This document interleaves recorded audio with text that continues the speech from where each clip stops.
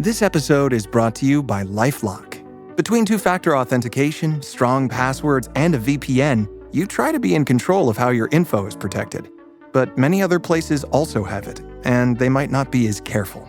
That's why LifeLock monitors hundreds of millions of data points a second for threats. If your identity is stolen, they'll fix it, guaranteed, or your money back. Save up to 40% your first year. Visit lifelock.com/podcast for 40% off. Terms apply.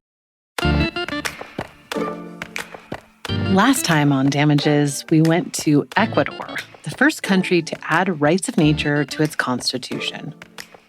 You know, it's quite unique in the world. The constitution in Ecuador has this acknowledgement that nature has rights, something that doesn't exist in other constitutions. This week, we head to one of the first countries to post big rights of nature wins, New Zealand. They've granted legal personhood to both rivers and land, and New Zealand's often pointed to as sort of a beacon of hope in the rights of nature universe, the place that's figured it all out. But there's a bit more to it. Our reporter Lyndall Rollins brings us that story now. This episode is brought to you by Polestar. There's only one true way to experience the all-electric luxury SUV Polestar 3, and that's to take a test drive. It can go from 0 to 60 in as little as 4.8 seconds with the dynamic handling of a sports car. But to truly understand how it commands the road, you need to be behind the wheel. Up to 350 miles of range, the 3D surround sound system by Bowers & Wilkins. It's all something you have to experience to believe. So book your test drive for Polestar 3 today at polestar.com. Hey, it's Ryan Reynolds here from Mint Mobile. Now, I was looking for fun ways to tell you that Mint's offer of unlimited premium wireless for $15 a month is back. So I thought it would be fun if we made $15 bills. But it turns out that's very illegal. So there goes my big idea for the commercial. Give it a try at mintmobile.com/switch. Upfront payment of $45 for 3-month plan equivalent to $15 per month required. New customer offer for first 3 months only. Speed slow after 35 gigabytes if network's busy. Taxes and fees extra. See mintmobile.com.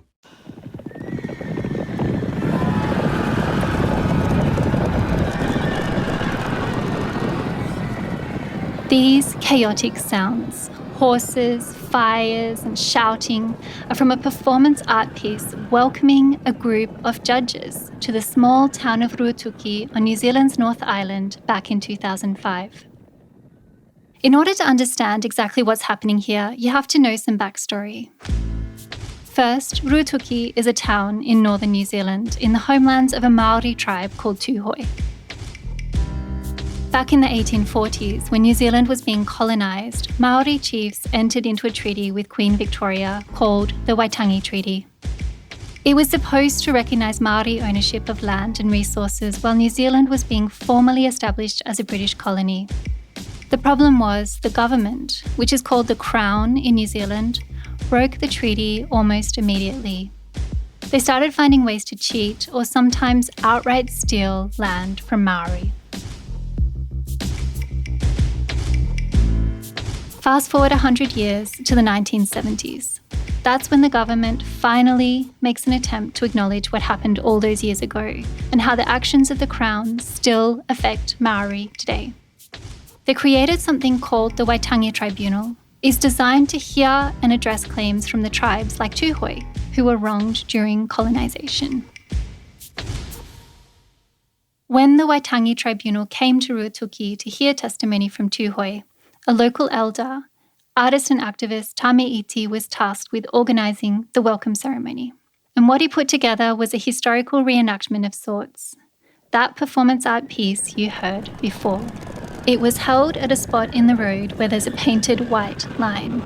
That line is known as the confiscation line, and since the 1860s, it has divided Tuhoe land from the land the Crown took from them. They had to come in on horse carriage, as is kind of the romantic view of the settler period. This is Tuhoe negotiator Tamati Kruger. And as they travelled down the road towards the confiscation line, there was an array of demolished, crashed vehicles, and they were on fire with lots and lots of black smoke. The judges coming in had to get out of their cars at the confiscation line. And to get through, they either had to walk or ride in horse-drawn carriages the rest of the way into town, passing by burning cars and lots of black smoke. The idea for this ceremony, this performance, was to give the judges some sense of just how terrifying colonization had been for Tuhoe. And by all accounts, it worked. It's very confrontational for the tribunal. So much so that when we met later on that afternoon, Judge Savage did share with us that a couple of members of the tribunal feared for their lives. This is a clip from the documentary The Price of Peace. In it, Tuhoe negotiator Tamati Kruger is being questioned by Tame Iti's lawyer, a few years after Iti's spectacle had welcomed the tribunal to town. That was the process worked that fair through, did it? It was explained to Judge Savage that so it was for Tuhoe people in 1865. Iti led the demonstration in a long green kilt and black beret. He was shirtless, so you could see his ta moko, the spiritual tattoos that adorn his face and torso, and he had a rifle casually slung over his shoulder. Reports about the tribunal and Tame Iti's welcoming ceremony made news around the country, and Parliament was up in arms. They said Iti should have been arrested. The charge? It was all part of the performance, carrying an unlicensed firearm and shooting at a flag. Police began surveilling Tame Iti and other activists, claiming that Tuhoe were raising a militia and running a terrorist training camp. On October 15, 2007, about 300 police descended on the small town of Ruatoki. The town only had a population of about 600 people, mostly Tuhoe. It was 2 years after Tame Iti had organised that welcome for the Waitangi Tribunal to Ruatoki. On the day of the raids, the police set up their line on the same piece of road where the ceremony took place, right along the confiscation line that had been drawn over a century earlier. Annette Sykes, a Maori barrister, represented many of the people arrested in the raids. And I managed to get all of the ones that I kept to be found not guilty. So one of the women I represented, she's a jeweler, and she goes around, she's a conservationist, she goes into the forest and picks up bullets that hunters and gatherers put in, and she makes them into jewellery. She was arrested because she was in possession of bullets without an explanation. And they broke her arm when they arrested her. And she was a lovely young woman. And I don't know if she ever recovered from it, but that was the ridiculousness of some of them. The leaders, they were put into Mount Eden prison, which is one of the more difficult of our correction facilities. It wasn't a coincidence that the police raids happened while Tuhoe were in negotiations with the Crown. Many of the people that were arrested were leaders or the claimants, people that were bringing the claim for and on behalf of their people. In the end, out of the 18 people arrested, just 4 went to trial in 2012. They became known as the Urewera 4. Tame Iti was one of the Urewera 4 who stood trial. Here's another clip from The Price of Peace, where Tame Iti is preparing for court during his trial. I know it's going to be a big fight, a big battle. Like the court will say, let the law deal with the law. Here, Iti quotes Maori leader Te Kuti. Let the law deal with the law. So we participate in the show theatre. The cameras follow Iti as he walks from the hotel to the court, and almost immediately someone walking past shakes his hand. Morning. They wish you luck. They say, we need more than luck. A little further down the road, a group of construction workers wish him good luck today. Good luck, Morning. Although a jury cleared the Urewera 4 of more serious charges, including of belonging to an organised criminal group, the judge sentenced Tame Iti to 2.5 years for possession of firearms. Throughout the trial, and in response to Iti's sentencing, there were growing protests over how the Crown had handled things. The raids had been excessive, and in the lead up to them, police had spied on Tuhoe for months. But they never actually found evidence to back up the initial terrorism claims. It all seemed like an overreaction to that ceremony back in 2005. That international attention actually pushed the Crown back to the negotiating table with Tuhoe, with some surprising results. That story coming up after the break. I'm Lyndall Rowlands, and this is Damages.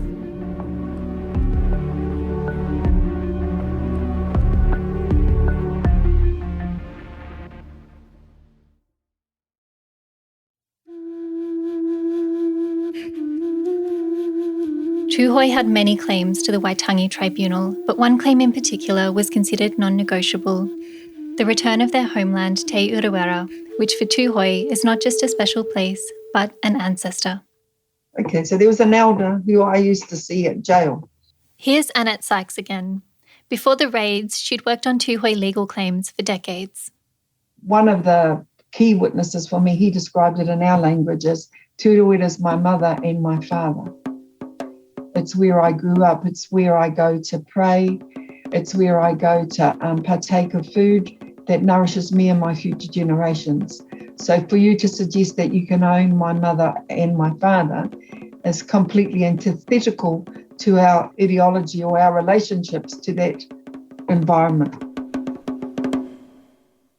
The forested mountains of Te Urewera were part of the land the Crown had confiscated from Tuhoe.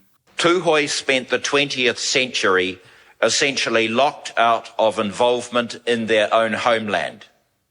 This is Chris Finlayson, the former Attorney General of New Zealand. The promises made in the Urewera District Native Reserve Act 1896 were never kept. That act was never honoured and eventually repealed without any input from Ngāi Tuhoe. Then in 1954, the Crown made a unilateral declaration that Te Urewera was to become a national park. But for Tuhoe and their ancestor Te Urewera, things weren't right. Trees weren't growing as tall as they used to, and Lake Waikaremoana, the jewel of Te Urewera, was polluted with rusted cars and trash. Almost 85% of Tuhoe no longer lived in their ancestral homelands, and they were losing their close connection with Te Urewera. The tribunal held hearings where Tuhoe shared their testimonies, but in 2010, negotiations reached an impasse. The Prime Minister of New Zealand at the time, John Keys, said that Te Urewera would not be included in the settlement with the Tuhoe people. At the same time that the tribunal was considering Tuhoe claims, another trial was taking place in New Zealand's High Court. The trial of the Urewera Four brought international attention to the Tuhoe cause and to Iti. He was released 8 months into his sentence and went home in February 2013.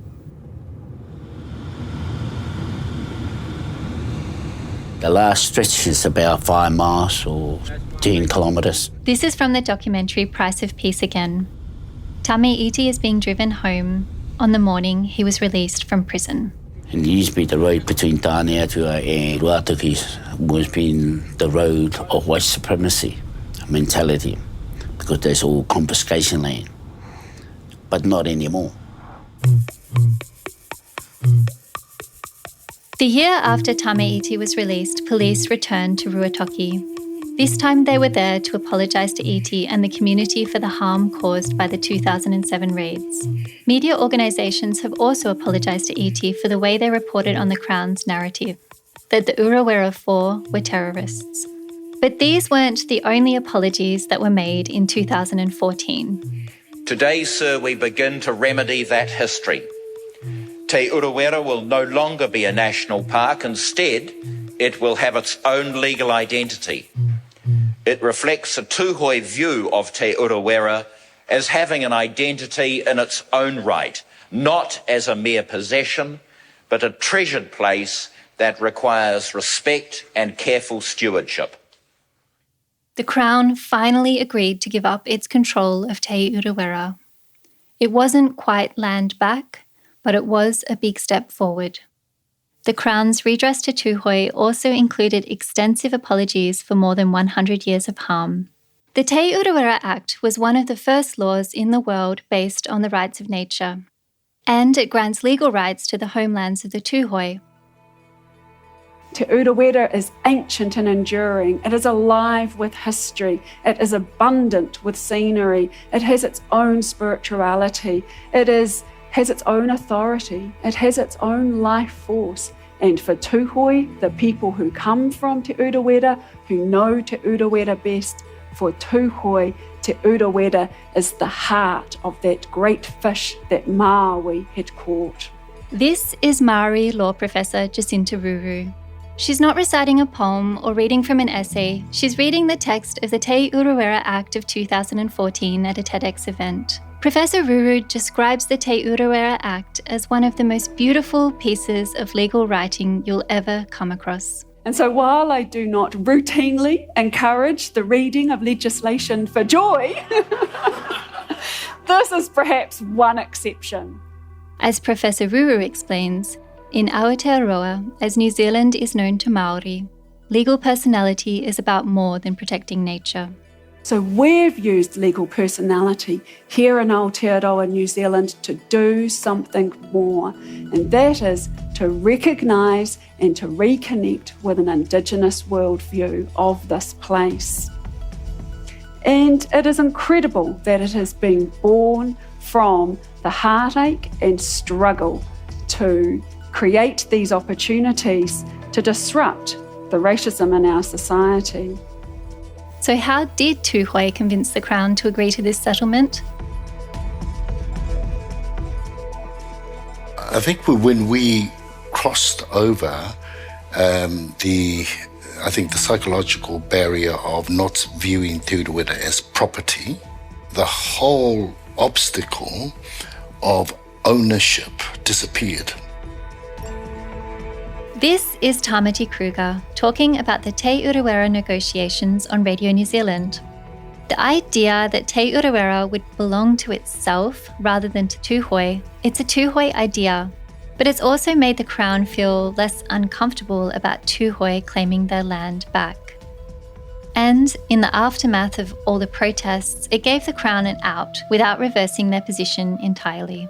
And so what now seems like overnight, the Crown agreed to give up its 100% ownership and governance of a national park.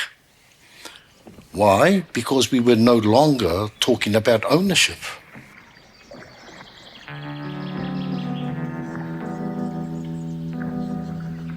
See, that's how easy it was. You take ownership and you throw it out, and when you say the land owns itself, well, what is your disagreement with that? So if the land owns itself, then the land owns the water, land owns the minerals, land owns the trees, the birds, the fauna, and the airspace. It's been over 7 years since Te Urewera was returned to itself and to the care of Tuhoe. Since that transition, Tuhoe have introduced a new management plan. Unlike the Department of Conservation's approach to the land, the Tuhoe approach is to manage the way people use the land instead of managing the land itself. Tamati Kruger is now the chair of the Te Urewera board. Here he is explaining to me that for Tuhoe, caring for nature is about responsibilities, not rights. We don't think describing it as rights is helpful in our situation. Tuhoe believe that they are born with responsibilities, not rights. We are born into a family that involves the environment, that involves nature. In our creation stories, there is no space, no regard for ownership, entitlement, or rights. Where we are born as part of nature, it is our point of origin and our point of return. So as Tuhoe people, we accept that we have obligations and responsibilities, not only to ourselves, but to how we live, where we live. And that it is our duty, in order for us to progress and advance as human beings, we must know our place in nature. So we don't see that our struggle is a struggle of rights. It's rather a struggle to restore our sense of responsibility to ourselves and to nature. We don't own Te Urewera. We don't own this land, but we live with it. It hasn't been an easy process, with Tuhoe balancing the need for Te Urewera to recover with calls for increasing access to the region. The Act stipulates that there should be a management board of humans made up of 6 Tuhoe representatives and 3 Crown representatives. So it's not quite the same as Tuhoe having their land back. And there are still some disagreements to be worked out, like whether or not the roads should be paved. You know, I think I'd love to say that once we did the case, colonisation got put on the plane back to United Kingdom. It didn't. In fact, there was a new form of colonisation that is being reeled against, and that it was control of their mother and their father, their universe. That's how it was described to me, you know, and they live within the universe. Their whole patterns of life, ways of life are assumed to try and have minimal effect on their universe.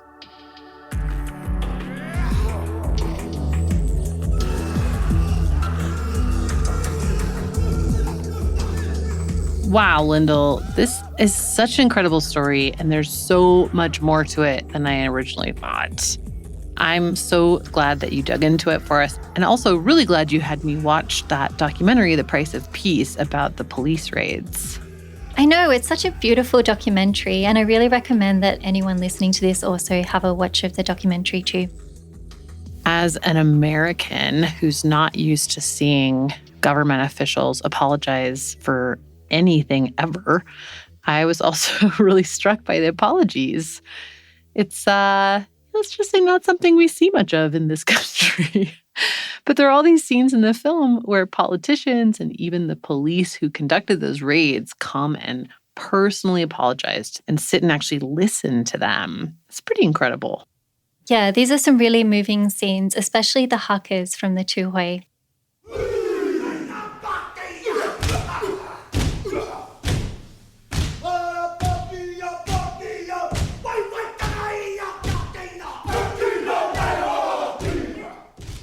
Oh my gosh, yeah, they're amazing. I had chills every time one was on screen. I think it's really important to note, though, as you did, that this is not necessarily the end result Tuhoe were after, right?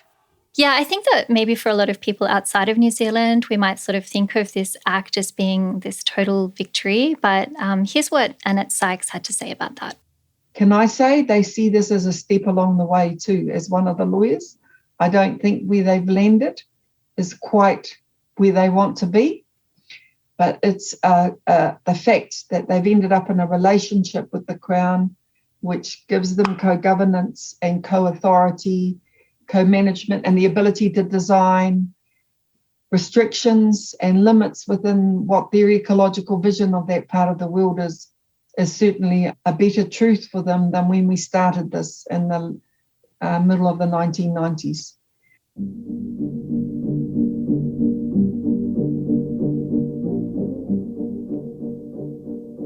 That's super interesting. So in the case of Tuhoe in New Zealand, this is really kind of a step on the path to land back. Exactly. Okay, that's it for this time. Next week, we'll head back to the U.S. and wrap up the series where we began, in the Midwest. That whole idea of, no one's coming to save you. This is going to be up to us. It's going to be the people in the communities that are directly impacted by all these environmental issues and harms that are going to have to stand together. Damages is an original Critical Frequency production. This episode was written and reported by Lyndall Rollins. Our editor and senior producer is Sarah Ventry. Sound design by Ray Pang. Mixing and mastering by Mark Bush. Our fact checker is Wudan Yan. Our First Amendment attorney is James Wheaton of the First Amendment Project. Artwork for the show is drawn by Matt Fleming. Our theme song this season is Bird in the Hand by Forknown. Big thanks to Journeyman Productions for licensing clips from the documentary Price of Peace. We'll include information on where to find and watch the film in the show notes. Archival in this episode is also thanks to TED and Radio New Zealand. If you like the show, please remember to rate and review it wherever you're listening and share it with your friends. Thanks a lot, and we'll see you next time.